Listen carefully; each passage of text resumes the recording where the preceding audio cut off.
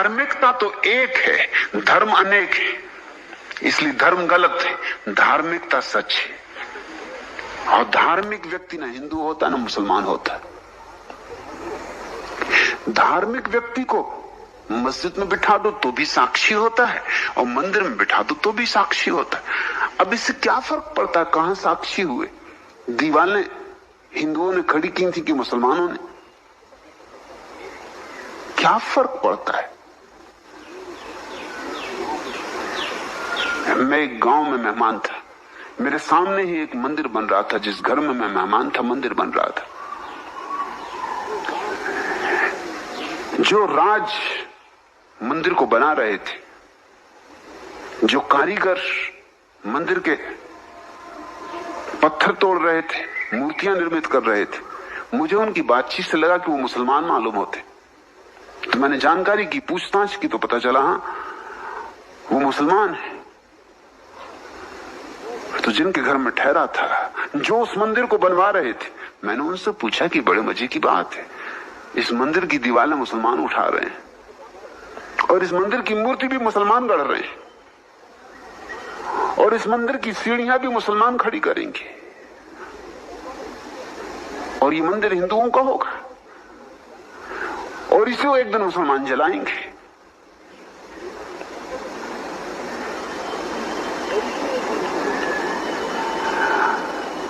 मैंने उनसे पूछा कि मंदिर हिंदुओं का कैसे हो जाएगा? दीवारें मुसलमान उठा रहे हैं। कितने ही मंदिर हैं भारत में जो मस्जिद बना दिए गए हैं, क्योंकि मुसलमानों के जमाने में जब उनका राज्य था उन्होंने हर किसी मंदिर को मस्जिद बना दिया। देर क्या लगती थी? थोड़े से फर्क करने थे और मंदिर मस्जिद हो गई।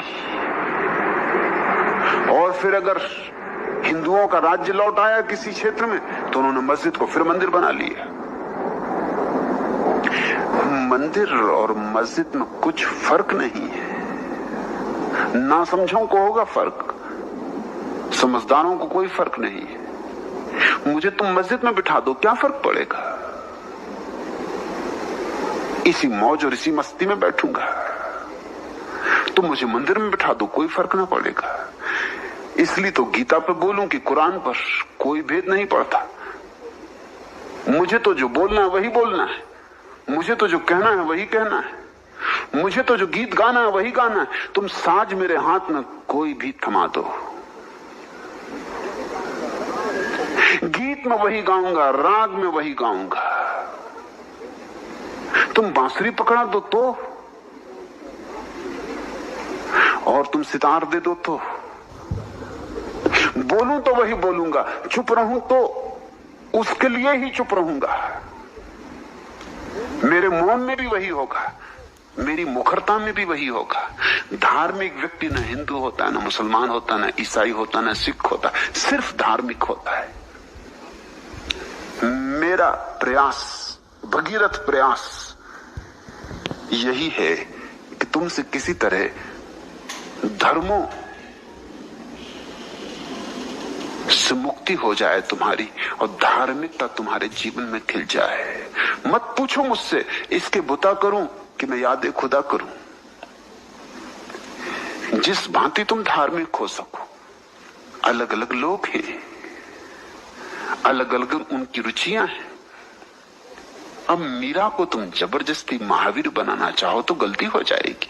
मीरा बेचारी मीरा भी ना हो पाएगी, महावीर तो हो ही नहीं सकती।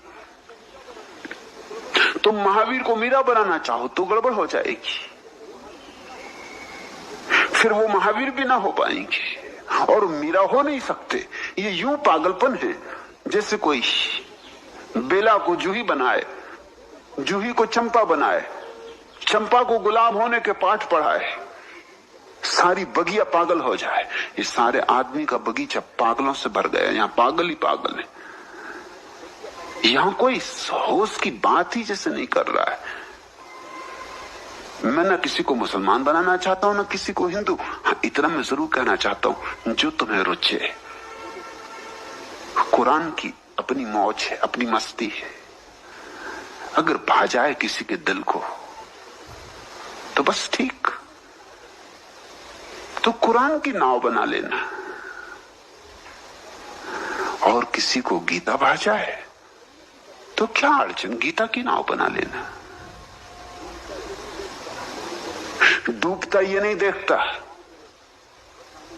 कि जो नाव मेरे बचाने को आई है उसका माझी कौन है, हिंदू है कि मुसलमान, ईसाई है कि सिख। ये भी नहीं पूछता कि आस्तिक है कि नास्तिक। डूबता ये बातें पूछता है। डूबता ये पूछेगा कि तुम कौन हो। तुम जब बीमार होते हो तो तुम ये नहीं पूछते कि डॉक्टर ईसाई है और मैं हिंदू, कि डॉक्टर हिंदू है और मैं जैन, कैसे चिकित्सा करवाऊं। तुम जब बीमार होते हो तब तुम फिक्र नहीं करते, और तुम बीमार हो, आध्यात्मिक रूप से बीमार हो, तुम ये फिक्र क्या करते हो। तुम्हें जो चिकित्सक रुझ जाए, क्योंकि ध्यान रखना दवा से भी ज्यादा मूल्यवान है चिकित्सक। दवा तो गौण है। जिस हाथ पे तुम्हें भरोसा आ जाए उस हाथ से राख भी मिल जाए तो दवा हो जाती, और जिस आदमी पे तुम्हें भरोसा ना हो वो तुम्हें स्वर्ण भस्मी भी दे, मोतियों की भस्मी पिलाए, कुछ ना होगा, राख ही समझो। तुम्हारा संदेह तुम्हें खा जाएगा। श्रद्धा जहां जन्म जाए अब्दुल करीम, जहां तुम्हारी श्रद्धा को पंख लग जाए वहीं से आकाश को खोज लो। ये क्या बात पूछनी, किस घाट से उतरना है। घाट अनेक है, सागर एक है। किसी घाट से उतरो। इसके बुता करूं कि मैं यादें खुदा करूं, इस छोटी सी उम्र में मैं क्या क्या खुदा करूं। और बांटा तो जरूर, उम्र बहुत छोटी है। अगर चिंता में पड़े तो मुस्लिम में आ जाओगे। फिर बहुत है, पृथ्वी पर 3000 धर्म है इसके बुता, और यादें खुदा की ही बात नहीं, यहाँ 3000 धर्म है। 3000 धर्मों के कम से कम 30,000 उपधर्म है। अगर तुम इस चिंता में पड़ गए तो एक जिंदगी क्या अनेक जिंदगियां छोटी, ये तय ना हो पाएगा कि किस नाव पर बैठना। और सब माझी पुकार दे रहे हैं कि आओ मेरी नाव में, यही नाव पहुंचा सकती, बस यही नाव पहुंचाएगी। अब तुम अगर इसी चिंता में पड़ गए कि किस नाव में बैठूं किस नाव में ना बैठूं तो जिंदगी जरूर बहुत छोटी है, चिंता के कारण छोटी है। और अगर तुम निश्चिंत हो जाओ तो ये जिंदगी बहुत बड़ी है। एक क्षण भी शाश्वत जितना बड़ा है।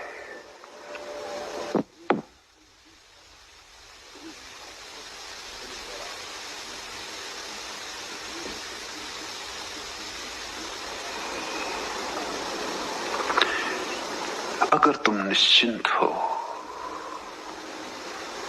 चिंता छूट गई, तो जिंदगी को छोटी कहते हो। तुम्हें समय का अंदाज है। इस समय घड़ी के अनुसार ही नहीं होता, समय तुम्हारे चित्त की दशा के अनुसार भी होता है। एक समय तो बाहर का समय है जो घड़ी बताती, और एक समय भीतर का समय है। वो भीतर का समय तुम पर निर्भर है। तुम अपनी प्रेयसी के पास बैठे हो अब्दुल करीम, वर्षों बाद मिले हो,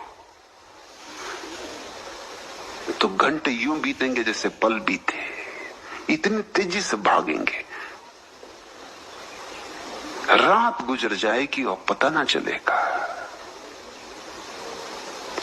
यहां मेरे सन्यासी मुझसे कहते हैं कि समय कैसे गुजर जा रहा है पता नहीं चलता। ऐसा भागा जा रहा है मस्ती के कारण, और दुख में समय लंबा मालूम पड़ता है, मौज में समय छोटा हो जाता है।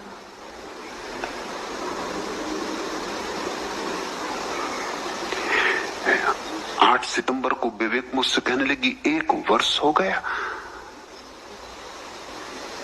भरोसा नहीं आता कि आपके पिता के महापरिनिर्वाण को 1 वर्ष हो गया। ऐसा लगता यूं अभी कुछ ही दिन पहले तो हमने उन्हें विदा दी थी, और फिर 8 सितंबर का दिन आ गया। इतने जल्दी दिन यूं भागे जाते हैं। अगर तुम मस्त हो तो दिन भाग जाते, समय का पता नहीं चलता। और अगर तुम दुख में हो तो समय ठहर ठहर के अटक अटक के चलता है। समय बूढ़े आदमी की तरह लकड़ी टेक के चलने लगता है, रुक रुक जाता है, पैसेंजर गाड़ी की तरह चलता है।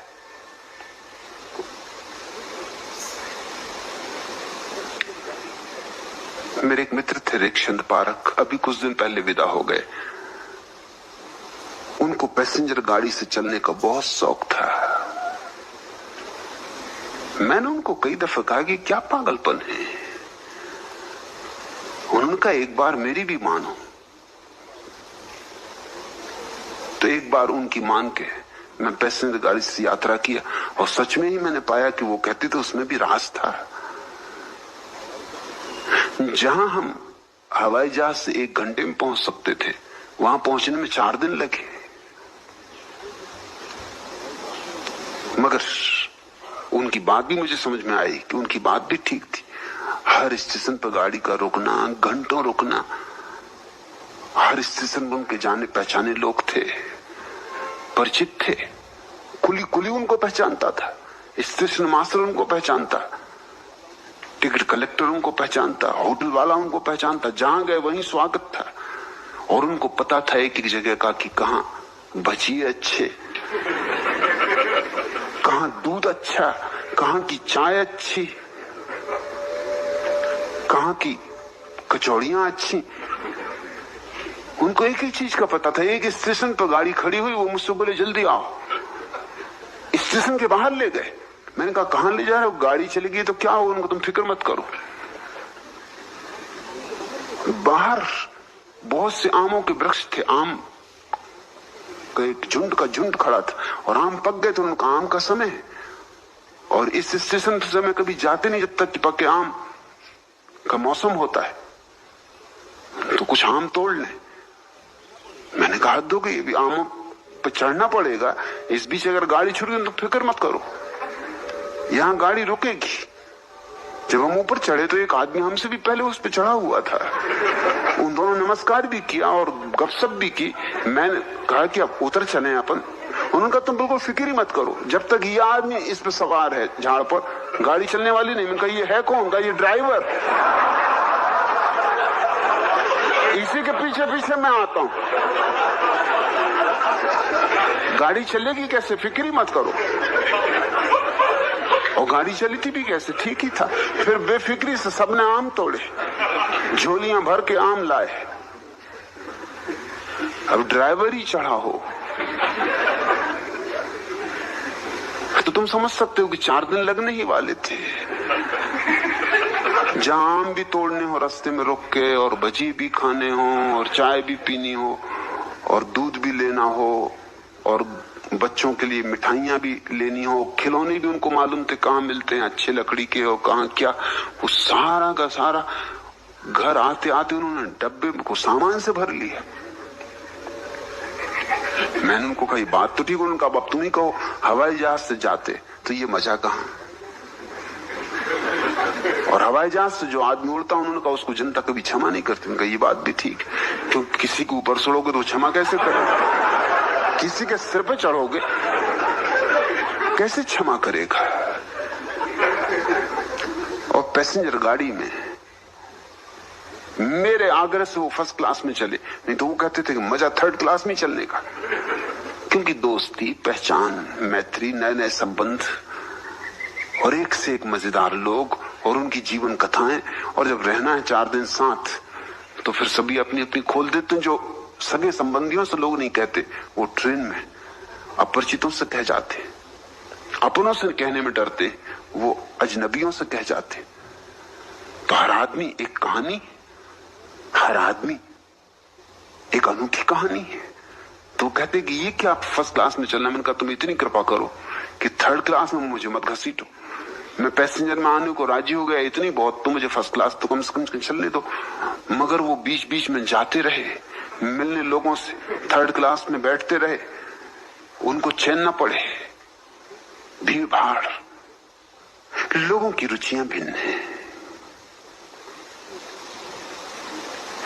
रुचियों को ध्यान में रखो और तुम्हारी रुचि जिस बात से जुड़ जाए वहां समय एकदम भिन्न हो जाता है, समय की धारा बदल जाती है। एक मजे की बात है जो तुमने शायद ख्याल में न ली हो। समय के संबंध में एक विरोधाभास है। जब सुख के क्षण होते हैं तो जल्दी जाते हैं,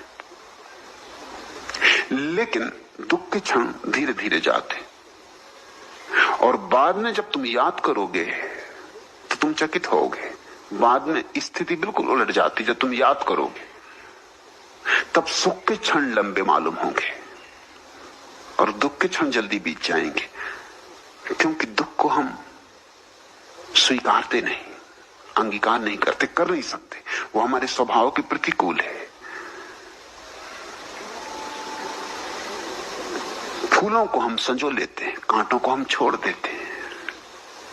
तो जब तुम बाद में याद करोगे तो तुम कहोगे, प्यारा बचपन, क्या थे दिन।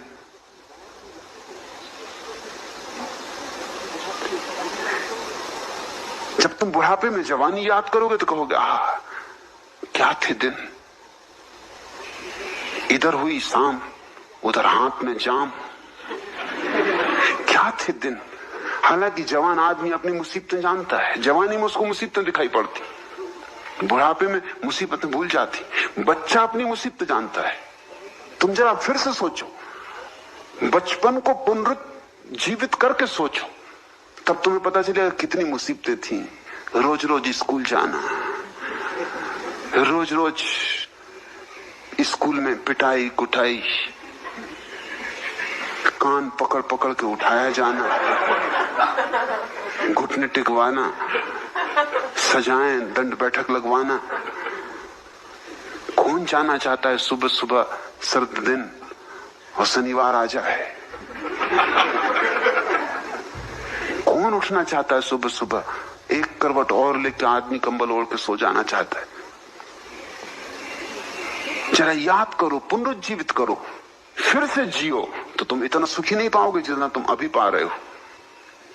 लेकिन अगर तुम यूं देखोगे खड़े दूर होके, तो जवानी में लगेगा बचपन बड़ा अद्भुत था, सुख ही सुख था, न कोई चिंता। मगर ये अब तुम कह रहे हो, तब बहुत चिंता थी कि परीक्षा में पास होंगे कि नहीं होंगे। माना कि नौकरी की चिंता नहीं थी, दूसरी चिंताएं थी। स्कूल में शैतान बच्चे थे, वो सताते।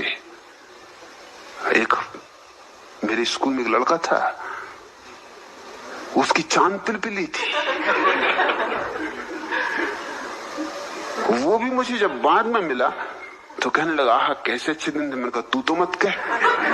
क्या क्यों? मैंने कहा कि मुझे भली भांति तेरा जिंदगी याद, जो भी उससे जरा मजबूत था वही उसकी चांद पिलपिलाता था। जो भी मिल जाए वो टोपी उधार के उसकी पहले चांद दबाए। और मैंने उसकी चांद इतनी दबाई कि मुझे एक दफा हेडमास्टर के पास भेजा गया कि तुम क्यों इस लड़के को सताते हो, तुम क्यों इसकी टोपी उतार, इसकी चांद।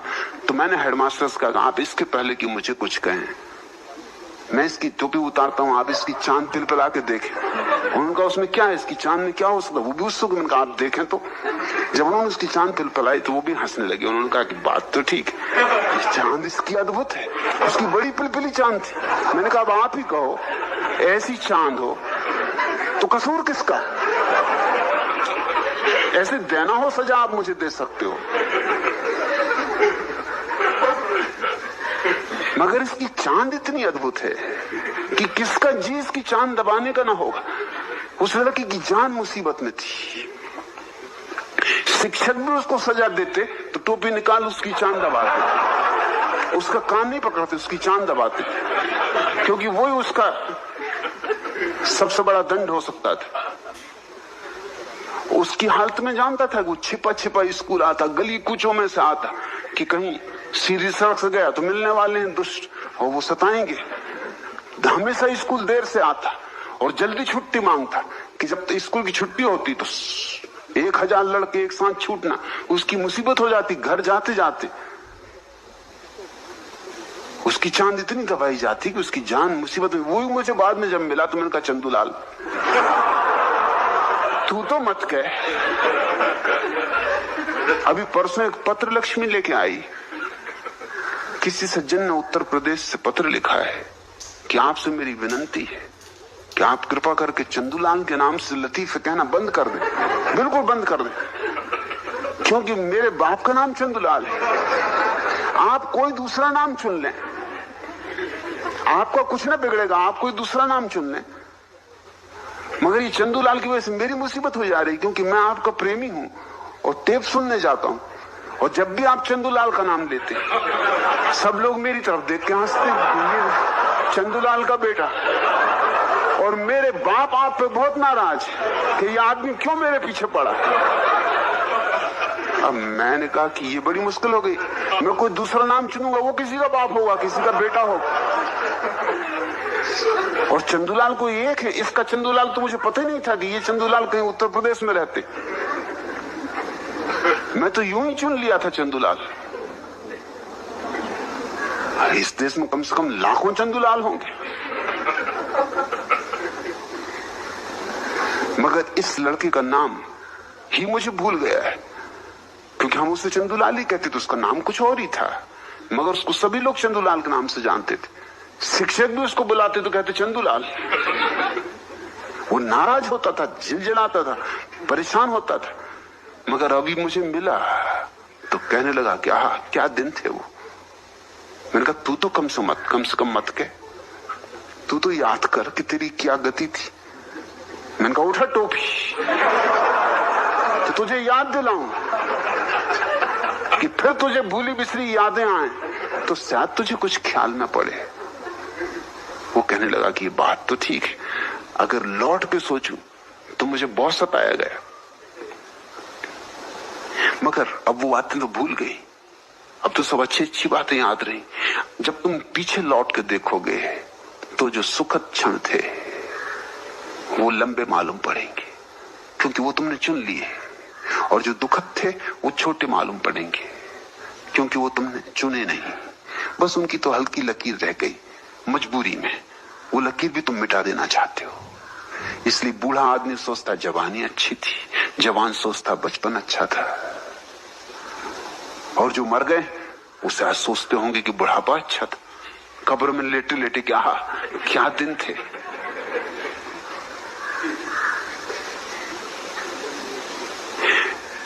अमेरिका का एक सुप्रीम कोर्ट का न्यायाधीश 90 साल का होकर मरा। जब वो 90 साल का था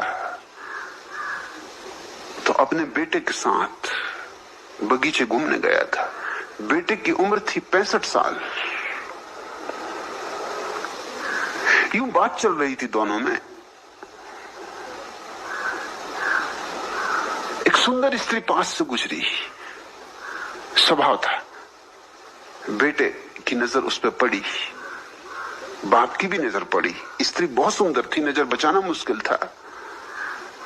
तो बेटे ने अपने बाप से कहा कि पिताजी, आपका मन होता होगा कि आप भी जवान होते। तो बाप ने कहा, ये तो मन नहीं होता कि जवान होता, लेकिन इतना कम से कम मन होता है कि कम से कम 65 साल का तो होते ही।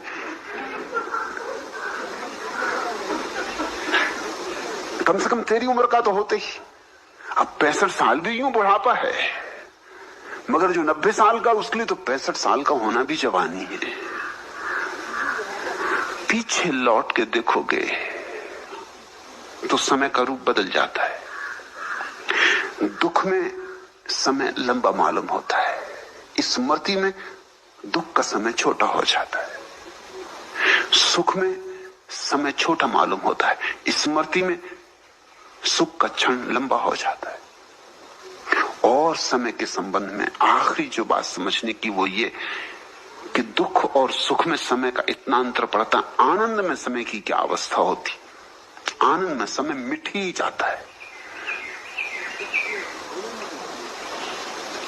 जब कोई व्यक्ति ठीक समाधिस्थ अवस्था में होता है, शून्य भाव में होता है, साक्षी भाव में होता है, ज्यों था त्यों ठहराया, उस अवस्था में होता है, तब समय समाप्त हो जाता है, समय होते ही नहीं। और अगर इस क्षण को तुम लौट के याद करोगे तो लगेगा शाश्वत था, क्योंकि इतना अपूर्व था, इतना गदगद तुम हुए थे कि शाश्वत भी उस विराट आनंद को अपने में कैसे समाएगा ये भी भरोसा नहीं आता।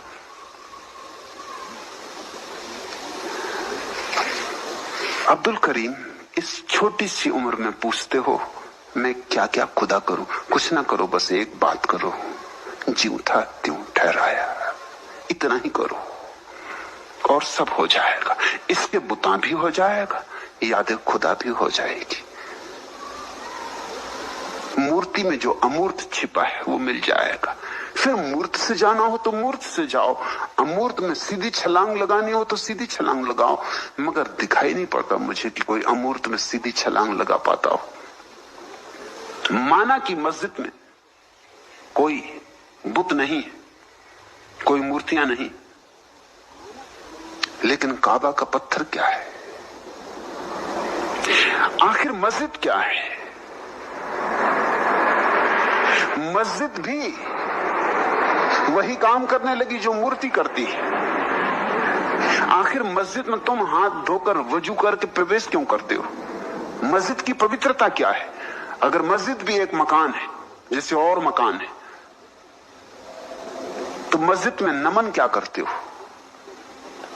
अगर ईंट पत्थर ही गारा ही है जैसा सब मकानों में लगा है, नहीं, लेकिन मस्जिद की कुछ खूबी है, वही खूबी मूर्ति हो गई। माना कि तुम्हारी मस्जिद में मूर्ति नहीं, बहुत से मंदिर हैं जिनमें मूर्ति नहीं होती, ग्रंथ होते। मैं जिस जैन परिवार में पैदा हुआ उसके मंदिर में मूर्ति नहीं होती, उसके मंदिर में ग्रंथ होता है, जैसे गुरुद्वारा में ग्रंथ होता है। तारण एक फकीर हुए, नानक के समय में ही हुए। मेरा परिवार परंपरागत रूप से उन्हीं की श्रृंखला में है। जैसा नानक ने मूर्ति को हटा दिया और गुरु ग्रंथ को जगह दे दी, वैसे ही तारण ने भी किया।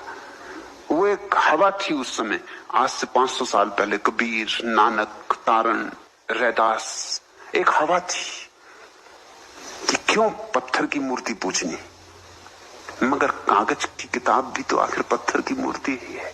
शायद पत्थर की मूर्ति ज्यादा टिकाऊ है कागज की किताब से। अगर स्थिरता की सोच हो, अगर परमात्मा की शाश्वतता की सोच हो, तो पत्थर की मूर्ति शायद उसकी शाश्वतता की खबर देती। लेकिन अगर विचार की बात सोचो तो शास्त्र ज्यादा उपयोगी हो सकता है। मूर्ति क्या कहेगी?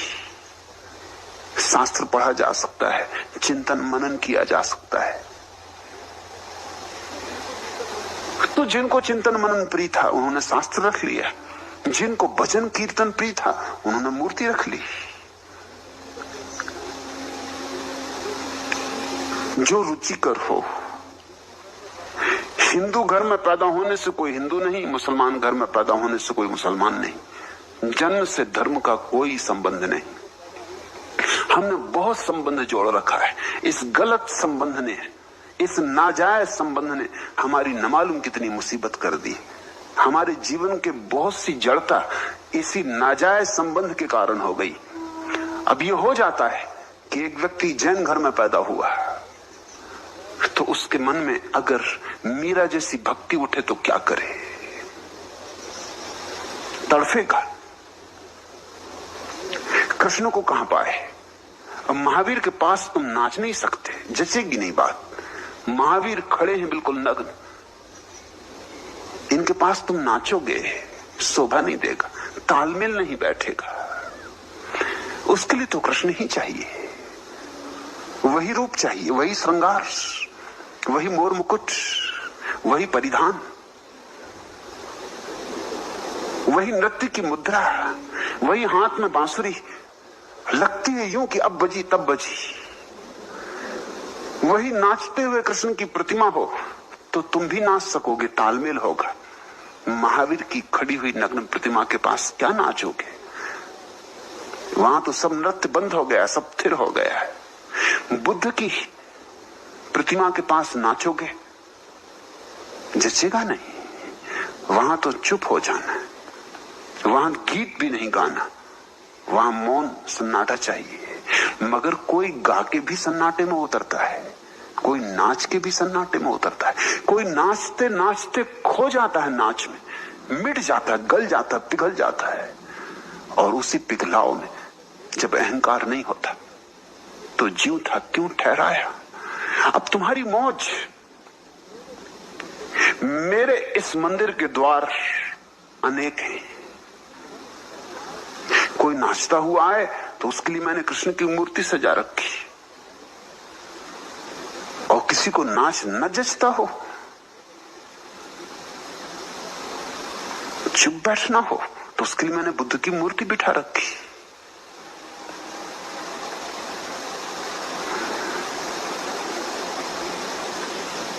जिसकी जैसी रुचि हो, पहले अपनी रुचि को पहचानो, पहले अपने दिल को पहचानो, अपने दिल को टटोलो, और उसी आधार पर चलना, वहीं से संकेत लेना। तो ये दुविधा खड़ी नहीं होगी, तो ये दुई खड़ी नहीं होगी।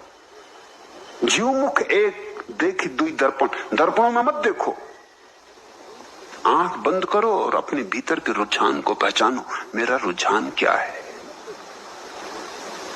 और कठिनाई नहीं होगी। अगर तुम दूसरों की सुनोगे तो कठिनाई में पड़ोगे, क्योंकि दूसरे अपनी सुनाएंगे। इसलिए मैं निरंतर अनेक जीवन दृष्टियों पर बोल रहा हूं। कहीं ऐसा ना हो कि कोई जीवन दृष्टि तुमसे अपरिचित रह जाए। तुम्हें परिचित करा देता हूं। और निरंतर ये घटना घटती। जब मीरा पर बोला हूं तो किसी के हृदय की घंटियां बजने लगी, और जब बुद्ध पर बोला हूं तो किसी के हृदय की गूंज उठी। और मैंने ये पाया है कि जिसको मीरा को सुन के गूंजा था हृदय, उसको बुद्ध को सुन के नहीं गूंजा। और जिसको बुद्ध को सुन के हृदय आंदोलित हुआ, वो मीरा से अप्रभावित रह गया। जो मीरा को सुन के रोया था, आंख आंसुओं से गीली हो गई थी, वो बुद्ध को सुन के ऐसे ही बैठा रहा, कहीं तालमेल न बैठा। और जो बुद्ध को सुन के गदगद हो आया, जिसके भीतर कुछ ठहर गया बुद्ध को सुनते सुनते, वो मीरा को सुन के सोचता रहा था ये सब कल्पना जाल है, ये सब भ्रम है, ये सब मन के ही भाव है। कहां कृष्ण, कहां की बांसुरी, कैसा नृत्य। ये मीरा स्त्री थी, भावुक थी, भावनाशील थी। भजन तो अच्छे गाए हैं, वो उनकी भजन की प्रशंसा कर सकता है काव्य की दृष्टि से, संगीत की दृष्टि से, मगर और उसके भीतर कुछ नहीं होता। लेकिन जो मीरा को देख के डमाडोल हो गया था, वो बुद्ध को सुनता है, लगता है रेगिस्तान जैसे, उसके भीतर कोई फूल नहीं खिलते। उसका दिल ऐसा नहीं होता कि दौड़ पड़ूं इस रेगिस्तान में, कि जाऊं और खो जाऊं इस रेगिस्तान में। न कोई कोयल बोलती है, न कोई पक्षी चहचहाते, कुछ भी नहीं, सन्नाटा है। यहां मैं सारे द्वार तुम्हारे लिए खोल रहा हूं। इस तरह की बात कभी पृथ्वी पर नहीं की गई, इसलिए मैं इसे भगीरथ प्रयास कह रहा हूं। ये पहली बार हो रहा है। महावीर ने अपनी बात कही, मैं भी अपनी बात कह के चुप हो सकता हूं, मगर मेरी बात कुछ लोगों के काम की होगी, थोड़े से लोगों के काम की होगी। मीरा ने अपनी बात कही, बुद्ध ने अपनी बात कही, कृष्ण ने अपनी बात कही। अब समय आ गया कि कोई इन सब की बात को पुनरुज्जीवित कर दे। इसलिए तुम्हें मेरी बातों में बहुत से विरोधाभास मिलेंगे, मिलने वाले, क्योंकि जब मैं मीरा पर बोलता हूं तो मीरा के साथ एक रूप हो जाता हूं, फिर मैं भूल ही जाता हूं बुद्ध को, महावीर को, फिर मेरा कुछ लेना देना नहीं। और अगर किसी ने बुद्ध महावीर की बात छेड़ी तो मैं मीरा के सामने उन्हें टिकने नहीं दूंगा। जब मीरा मैं हूं तो उस समय मीरा मैं हूं। और जब मैं बुद्ध के सामने बोल रहा हूं, किसी ने कहा कि अब मेरी आंखों में आंसू नहीं आ रहे, तो मैं उससे झकझोर दूंगा। तो मैं कहूंगा कि तुम्हें रोना हो तो कहीं और जाके रो, रोने की जरूरत क्या है। मीरा के समय जरूर कहूंगा कि रो, जी भर के रो, गीले हो जाओ, इतने गीले कि बिल्कुल भीग ही जाओ, तरोबोर हो जाओ। तो मेरी बातों में तुम्हें विरोधाभास मिलेंगे, क्योंकि मैं सारे द्वार खोल रहा हूं। वो अलग अलग द्वार हैं, उनकी कुंजियां अलग, उनके ताले अलग, उनकी स्थापत्य कला अलग, उनका रंग ढंग अलग, मगर ये सब द्वार एक ही जगह ले जा रहे हैं, ज्यों था त्यों ठहराया। अब्दुल करीम, मत पूछो इसके बुता करूं कि मैं यादें खुदा करूं। इस छोटी सी उम्र में मैं क्या क्या खुदा करूं, बस इतना सा कर लो। ये छोटी उम्र नहीं है, बहुत है, हिसाब से दी गई है। इससे ज्यादा शायद तुम झेल भी ना पाओ।